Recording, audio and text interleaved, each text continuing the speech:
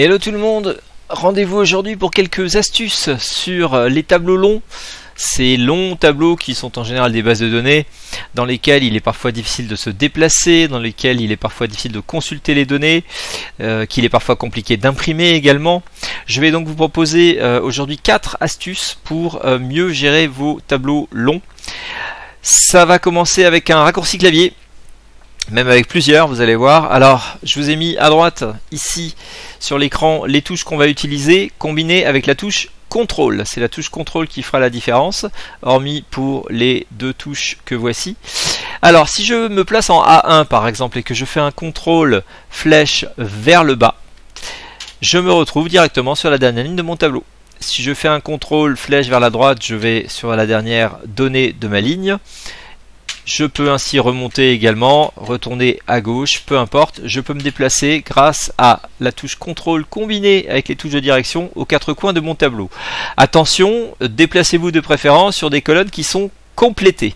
En effet, si vous vous déplacez sur une colonne dans laquelle la cellule, par exemple, une cellule serait par exemple ici vide, voilà ce qui va se passer. Vous allez vous arrêter à la première cellule vide rencontrée. Il faudra donc réappuyer une première fois puis une seconde pour arriver à la fin. Ça peut être évidemment très pénible s'il y a de nombreux trous dans cette colonne-là. Prenez donc en général pour vous déplacer plutôt une colonne complète. La colonne A contenant ce qu'on appelle des clés en base de données, elle est en général complétée. Il est très rare qu'on y trouve des cellules vides. C'est donc en général la bonne colonne pour vous déplacer de bas en haut.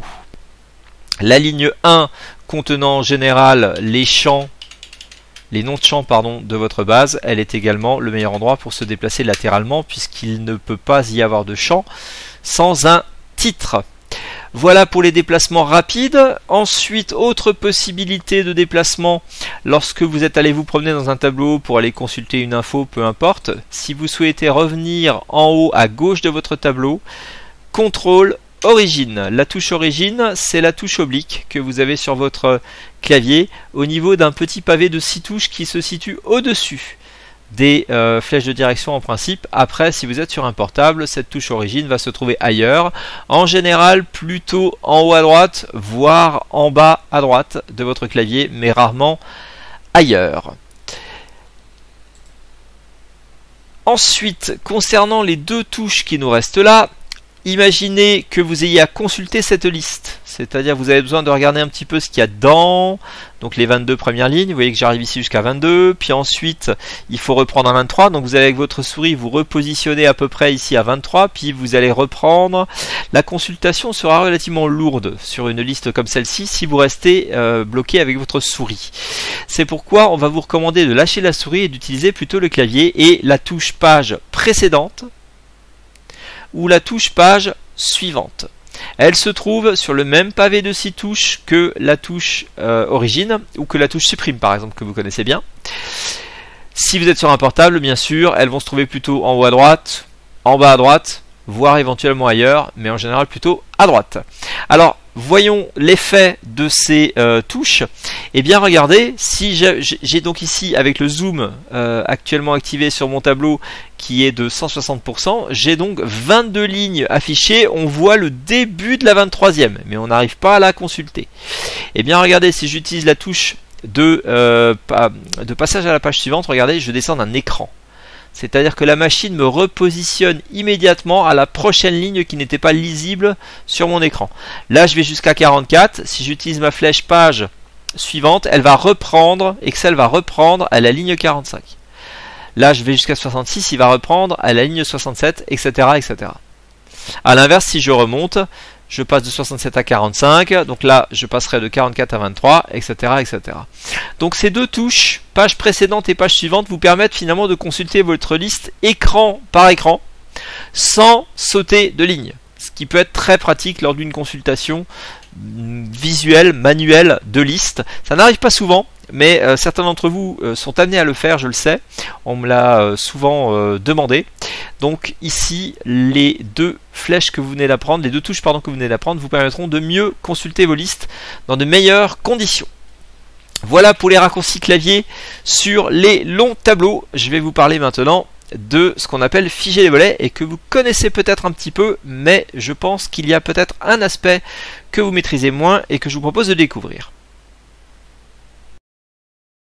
Figer les volets à présent. Alors figer les volets, c'est une petite manip que beaucoup d'utilisateurs connaissent déjà, mais qui souvent est assez mal réalisée, et il faut bien avouer que sortie de la manip de base, en général, c'est un petit peu plus compliqué lorsqu'on parle de figer les volets. Alors, la manip de base est la suivante.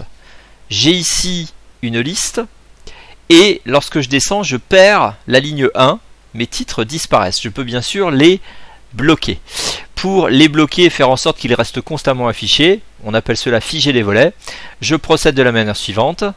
Affichage, figer les volets. J'ai ici trois possibilités: figer les volets, figer la ligne supérieure, figer la première colonne. Je choisis figer la ligne supérieure, et lorsque désormais je déroule ma liste de données vers le bas, la première ligne reste évidemment affichée à l'écran. Ça, c'est la manip que tout le monde connaît. Par contre, notez peut-être une différence entre ce que j'ai fait et ce que vous faites d'habitude, c'est que je n'ai rien sélectionné. Contrairement à une grosse légende urbaine, il n'est pas du tout nécessaire de sélectionner cette ligne 1 avant d'aller figer les volets. Pas du tout. Il vous suffit d'être dans un tableau quelconque, dans une base de données quelconque, et d'aller figer la ligne supérieure. Comme le nom de la fonctionnalité l'indique, la ligne supérieure sera figée. Inutile de la sélectionner préalablement. Vous disposez dans figer les volets d'une autre option, en l'occurrence figer la première colonne. Si je l'active, bien sûr, et que je me déplace vers la droite, je garde constamment à l'écran ma première colonne. Sauf que dans la pratique, vous vous rendrez peut-être compte que figer la première colonne n'a souvent pas un grand intérêt. Pourquoi? Parce que la première colonne contient très souvent ce que l'on appelle les clés primaires en base de données, c'est-à-dire le numéro unique qui identifie chacun des enregistrements de votre base. Autrement dit, si vous vous déplacez vers la droite ici dans votre tableau, bonne chance pour savoir par exemple sur quelle facture vous êtes, à quel client est-elle affectée, de quand date-t-elle. On n'a pas du tout les infos suffisantes pour pouvoir éventuellement traiter ce qui se passe là. Donc bloquer uniquement la première colonne n'est souvent pas très intéressant. C'est là qu'intervient une autre fonctionnalité, en l'occurrence la fonctionnalité figer les volets. Alors pour l'instant elle est à libérer les volets. Pourquoi? Parce que j'ai utilisé la fonction figer la première colonne. Il faut donc d'abord que je libère mon volet colonne pour ensuite disposer de cette fonctionnalité figer les volets. Et c'est cette fonctionnalité là que je souhaitais particulièrement aborder avec vous. En effet, elle va vous permettre, cette fonctionnalité, de figer à la fois des colonnes et pourquoi pas la première ligne. Alors voilà ce que je vous propose. Lorsque nous nous déplaçons latéralement vers la droite, vous voyez que mes colonnes A, B et C ont tendance à disparaître. Or, pour moi, c'est vrai que le numéro de facture, la date de facture et le client auquel la facture est affectée sont des informations, importantes, et j'aimerais les garder à l'écran lorsque je me déplace latéralement. Il me faudrait donc garder, lorsque je me déplace latéralement, les trois premières colonnes.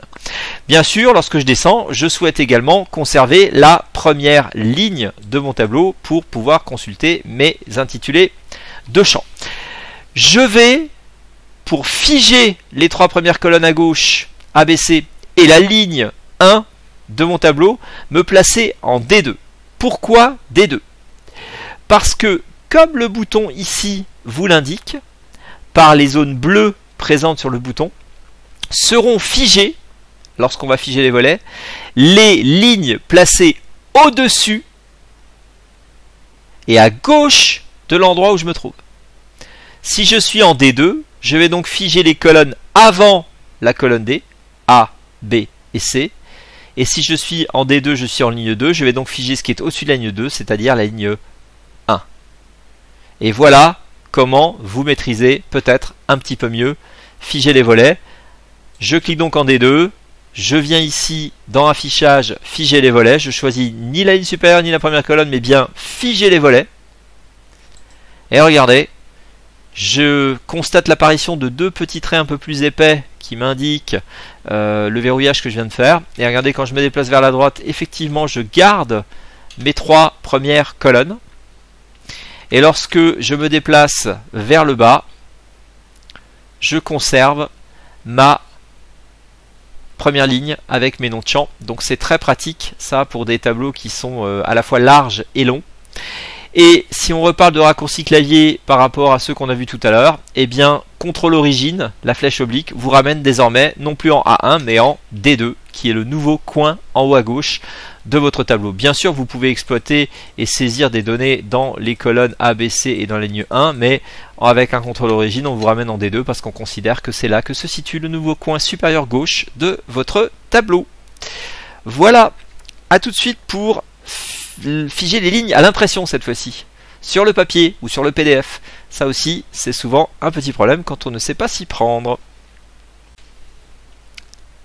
Parlons donc de ce que l'on appelle répéter les lignes à l'impression, qui se rapproche un petit peu d'un figer les volets, mais appliqué au papier finalement.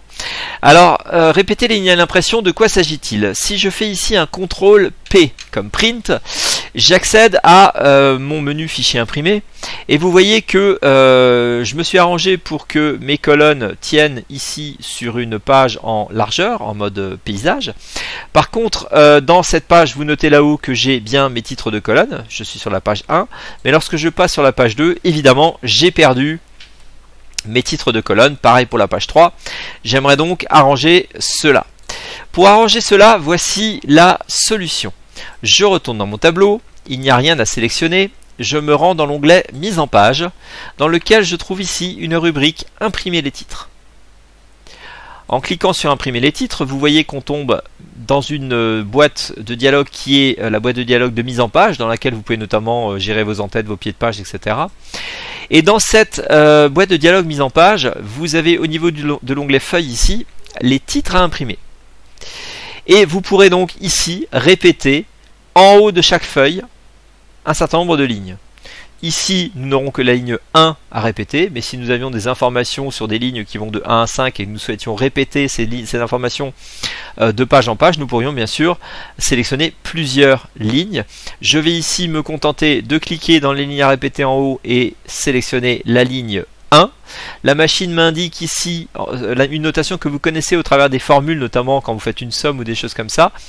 1, double point 1, qui veut dire qu'on répète les lignes qui vont de 1 jusqu'à la ligne 1. Le double point dans Excel veut dire jusqu'à. De 1 à 1 veut dire la ligne 1. Si je sélectionne plus de lignes, j'obtiens de 1 jusqu'à double point 4. Voilà, donc on retrouve ici cette notation assez identique à ce qu'on a dans les formules. Je vais ici donc rester sur ma ligne 1. Je vais cliquer sur aperçu, puisqu'on me propose d'aller directement voir le résultat.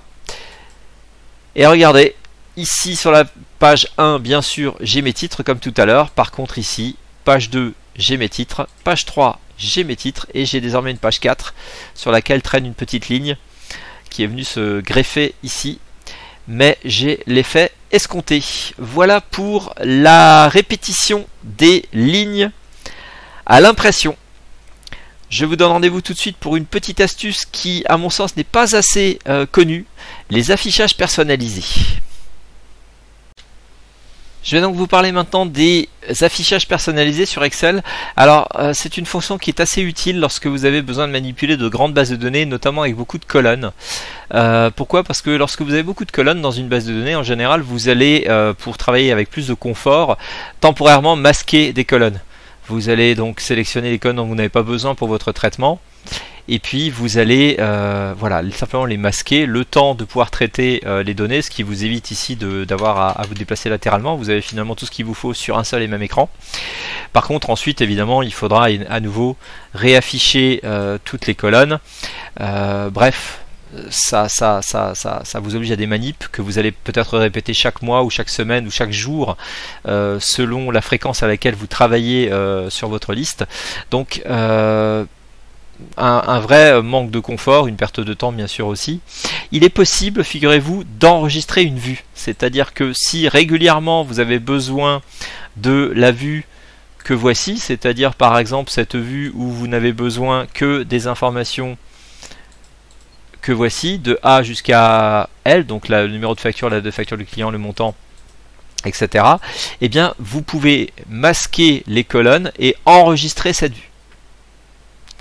Et y réaccéder plus tard automatiquement. Le masquage des colonnes se fera tout seul. Vous n'aurez pas besoin à chaque fois d'aller vous-même avec votre souris masquer, sélectionner les colonnes et les masquer. Alors pour arriver à ce résultat, voici la méthode.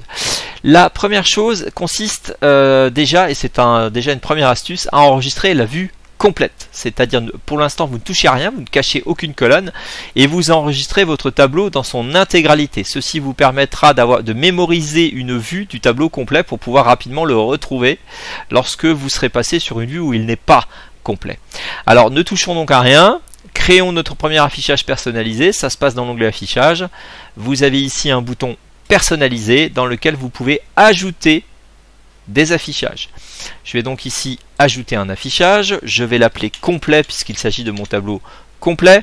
Ne touchez de préférence pas aux cases à cocher là en dessous. Elles sont dans la plupart des cas très pratiques. Elles permettent notamment de mémoriser des filtres. Si vous aviez une vue avec des filtres en particulier, on pourrait donc imaginer un filtre sur le client Allocube avec une vue qui s'appelle Allocube et uniquement les lignes Allocube. Ceci serait tout à fait possible. Je vais ici valider par OK et j'ai donc créé une vue de mon tableau complet. Maintenant, imaginons que j'ai régulièrement besoin d'une vue plus comptable, dans laquelle je n'ai pas besoin du secteur du budget et de l'objet, donc je vais les masquer. Je n'ai pas besoin du chargé de com, je vais donc les masquer. Et je n'ai pas besoin du contact client ni des remarques, je vais donc également masquer tout ça pour avoir un tableau bien propre. Cette vue comptable, je vais pouvoir à présent l'enregistrer. Je vais donc retourner dans l'onglet affichage, personnaliser, j'ajoute une vue que j'appelle donc comptable. Voilà qui est fait. Vous pouvez à présent switcher d'une vue à l'autre. Comment faire? Je clique sur personnaliser et ensuite je double-clique sur la vue à laquelle je souhaite accéder. Un double-clic sur complet me redonne accès à mon tableau complet. Si je retourne ici sur personnaliser que je double-clique sur comptable, j'accède à ma vue comptable. Et je peux créer ainsi autant de vues que nécessaire.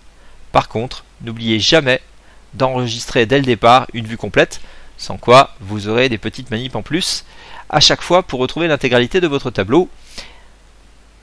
Alors, ici, retournons sur notre vue complète. Maintenant, imaginons que vous travaillez très régulièrement avec le client Allocube. C'est un client important pour vous et vous voulez mémoriser une vue sur ce client. Bien sûr, vous pouvez ici activer les filtres. Vous pouvez ensuite sélectionner votre client Allocube de manière à ce que n'apparaissent à l'écran que ces lignes à lui, et vous allez ensuite enregistrer dans affichage cette vue en l'appelant tout simplement Allocube. Voilà qui est fait. On valide par OK. Bien sûr, si vous souhaitez retrouver votre tableau complet, personnalisé, complet. Voilà, le filtre est parti. Vous voulez retrouver votre client Allocube. Allocube, on peut switcher très facilement d'une vue à l'autre.